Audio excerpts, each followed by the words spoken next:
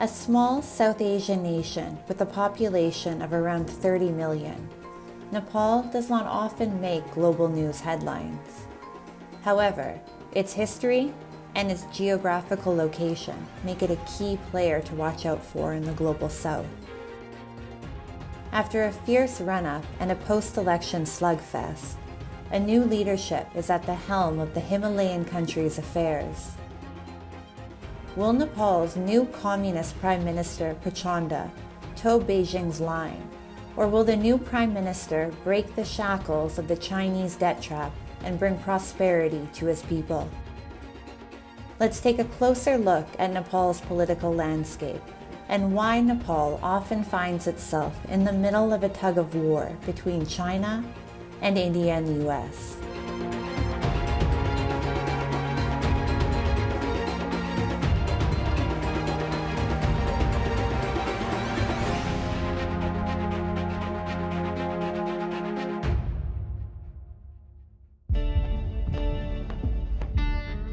Pushpa Kamal Dahal, or Prachanda, a moniker he earned when he led a Maoist insurgency against the Nepalese monarchy, has grabbed the prime ministerial chair for the third time.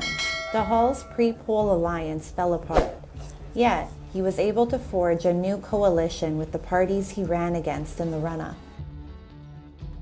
As per the arrangement, Dahal will be the prime minister for the first half of the 5-year prime ministerial term, with the remaining 2.5 years going to his alliance partner, the former Nepali Prime Minister, KP Sharma Oli.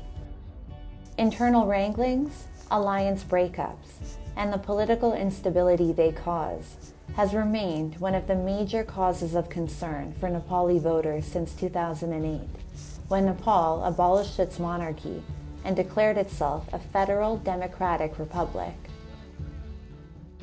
The political battles have also taken a toll on economic indicators of the country, as Nepal has barely lived up to people's and financial bodies' expectations. Although Dahal has made a commitment to double the per capita income of his country in the next decade, Nepal's economy finds itself in a tight spot. Several observers have said that Nepal needs to introduce radical changes to its economic policies. I think Nepal should not engage in these geopolitical tensions and geopolitical conflicts. Instead, it should engage with all major power only on the economic front, because that serves our national interest. Another critical issue for Nepal is its foreign policy. The country's foreign policy has primarily progressed on the principle of tapping India-China trade and investment rivalry in the country to gain a strategic advantage in the region. Dahal, an avowed communist, said immediately after his swearing in as prime minister that he would maintain friendly ties with both India and China. Observers, however, believe that Kathmandu may have to abandon its past strategy, for an alliance with an expansionist China is not sustainable. Beijing's diplomacy in relation to its ties with smaller nations has been expansionist, coercive, and exploitative. This Chinese-Nepalese dynamic led China to have allegedly taken control of a Nepalese village in 2020. India, however, which has already diversified both its assistance and investment in Nepal, is a natural option for Kathmandu to align itself with. Indian Prime Minister Narendra Modi said that he was looking forward to further strengthening bilateral ties under the current Nepalese regime. Over the years, India has empowered Nepal and has provided many forms of assistance, including financial and technological assistance. According to a study by Indian think tank, Observers Research Foundation, over 150 Indian ventures were in operation in Nepal in the first quarter of 2022. India has invested in manufacturing, banking, insurance, education, telecom, power, and tourism in the country. India and Nepal share a deep historical, political, and cultural connect, with people of the two countries not requiring any visa or prior permission to visit either country. The two countries also inaugurated their first ever passenger railway link in 2022, providing another boost to their ties. Beijing obviously wants to influence Kathmandu's decisions. Over the past few years, what we have seen is that China has expanded its political influence in Nepal. China is openly saying that it prefers a communist party-led government in Kathmandu. Nepal's new government may have its ideological leanings similar to China. However, the country would be wise to remain wary of Chinese diplomacy, which usually results in smaller countries falling into China's debt trap policy. Allegedly, China has even tried to stall development work that was to be pursued in the country, with the United States' $500 million USD assistance. Will Nepal continue to choose to align itself with an expansionist China? Or will Nepal embrace a model that is pro-people and is genuinely independent and sovereign in nature? With new leadership at the helm, it remains to be seen how Nepal moves ahead from here.